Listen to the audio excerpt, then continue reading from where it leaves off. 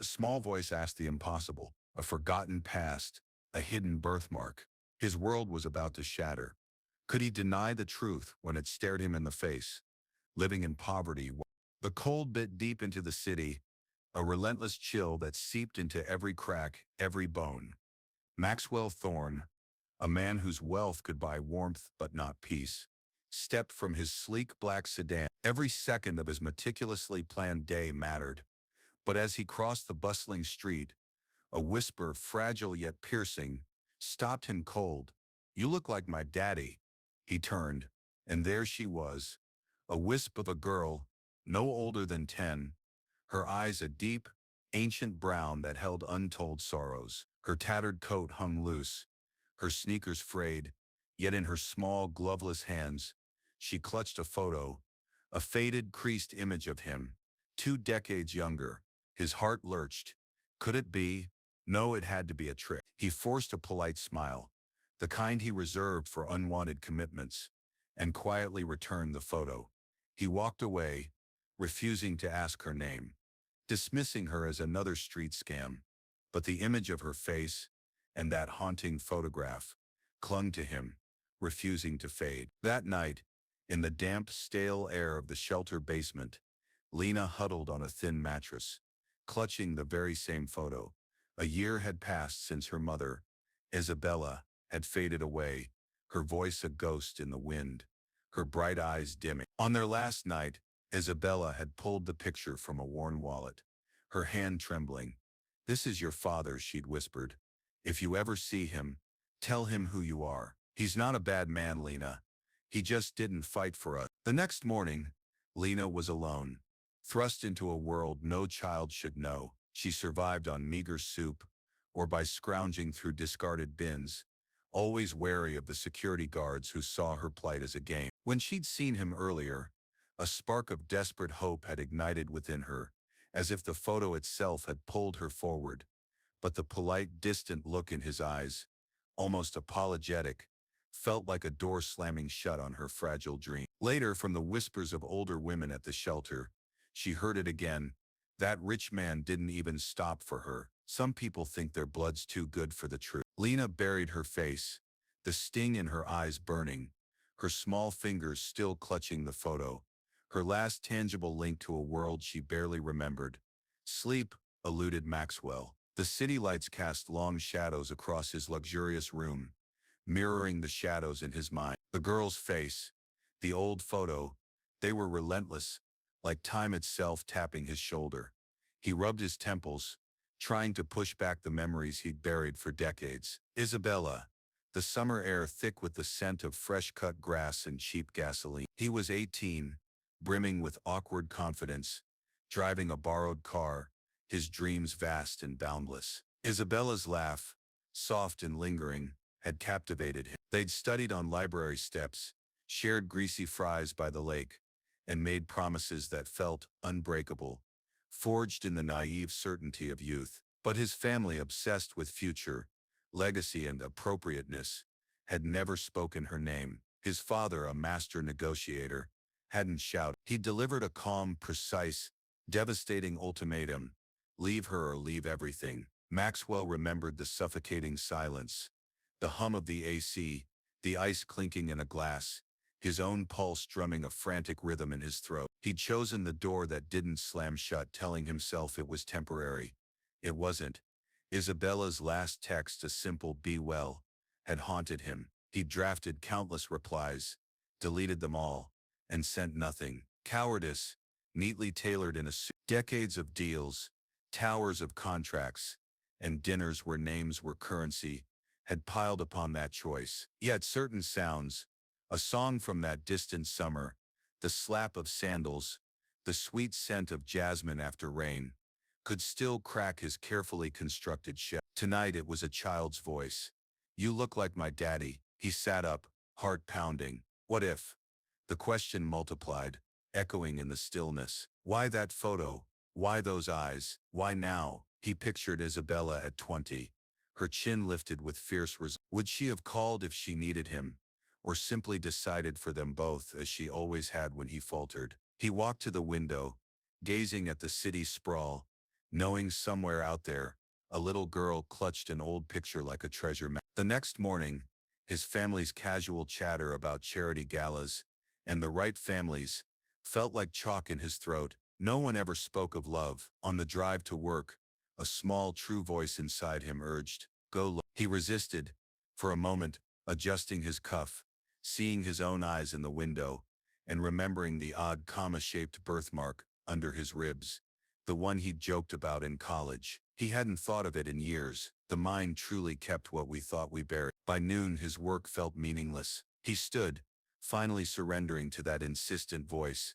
and headed toward the city's shelters. He left his car blocks away, not wanting the sleek black sedan to draw stares in this part of town, where the wind bit harder, and the air smelled of fried oil and stagnant drains. He scanned the faces, searching. No Lee. He was about to turn back when a flicker of movement in a narrow alley caught his eye. A small figure, hunched over a dumpster, arms deep in a trash bag, rustling plastic. A faint grunt. She pulled out a piece of stale bread, sniffed it, and decided it was precious. It was her. The sight hit him like a physical blow. Her coat was even more threadbare than he remembered, the elbows worn to cardboard. Her sneakers were split, revealing mismatched socks. As she leaned deeper into the bin, her coat slipped from her shoulder, and there it was, a birthmark on her lower back, just above the hip. The same shape, the same faded brown, the exact location as his own. He froze. The world went silent. This was no coincidence. Not anymore. He stepped forward. "Lena," he said, his voice quiet but clear. She spun around, startled, clutching the bread as if it were gold. Suspicion and confusion warred in her eyes. I want to talk to you," he said, somewhere warmer, somewhere. She hesitated, her gaze flicking to the alley's exit, but something in his steady tone held her. Moments later, they sat in a small diner. The warmth brought color back to her chilled cheeks. He watched her eat, the image of the birthmark searing into his mind. By the time she finished, his path was clear. Maxwell Thorne was finally going to face the truth his family had spent a lifetime burying. The next morning, no publicists, no family, just a quiet favor called in for a discreet appointment. Lena sat in the clinic waiting room, her small hands clasped in her lap, her eyes wide as she took in the framed degrees on the walls. A nurse, with a kind smile reserved for the most vulnerable, led them to a small room, a quick cheek swab for each of them. It was over in minutes, but Lena's tension was palpable. She didn't ask why. Did she already know? As they walked out into the noisy sunlight, Lena kept her gaze down, kicking a pebble. Maxwell wanted to tell her it didn't matter what the test said, that his decision was already made, but the words felt too heavy. 3 days later, alone in his study, he opened the trembling envelope. Probability of paternity, 90. Relief and guilt, a bitter tangle. The confirmation he needed, and the undeniable proof of the life he'd abandoned. When he told his family, their reaction was immediate, chilling. His mother's voice, a shard of ice. "Maxwell, that girl is not part of us. We don't know her mother's circumstances." His brother muttered about inheritance. His sister rolled her eyes, as if this revelation was merely an inconvenience. He stood, silent, listening to the same dismissive tone they'd used when they'd forced him to leave Isabella years ago, but this time,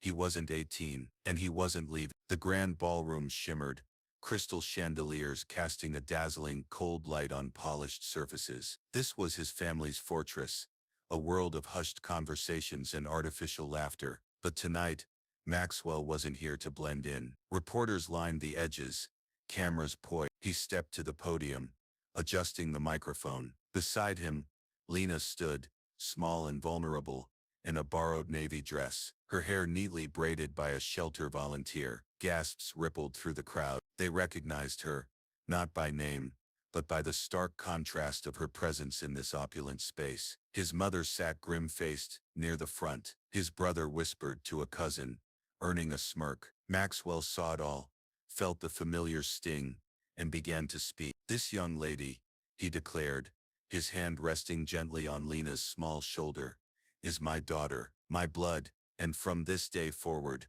my family." The room fell silent. Cameras clicked like a swarm of hungry insects. She has lived more in 10 years than most of us have in 50, he continued, his voice ringing with conviction. And she has done it without complaint, without the comfort she deserved. That ends now. She will have a home, an education, and most importantly, a father who will stand for her always. Whispers rippled again.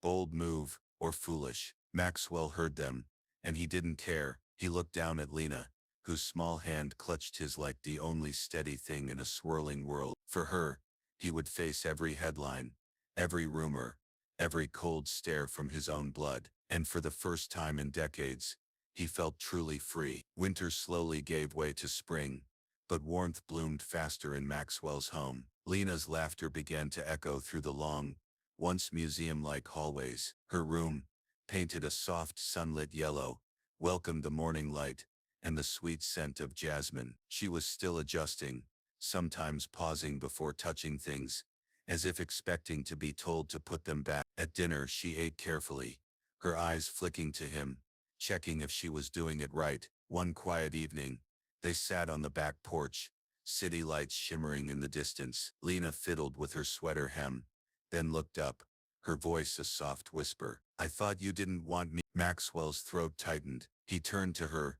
the porch light casting warm shadows on her young face. "I wanted you before I even knew you," he said, his voice thick with emotion. "And now that I do, you're not going anywhere." She leaned into his side, small and solid against him. The silence that followed wasn't empty, it was full, the kind that settles when two souls finally find their true place. Maxwell knew the battles weren't over, the whispers, the headlines, the family's disdain, but none of it mattered. He had made his choice, and this time, he wasn't walking away. If Lena's journey moved your heart, remember, truth and love are always worth fighting for, no matter the cost. Family is more than blood, it's the unwavering choice to stay.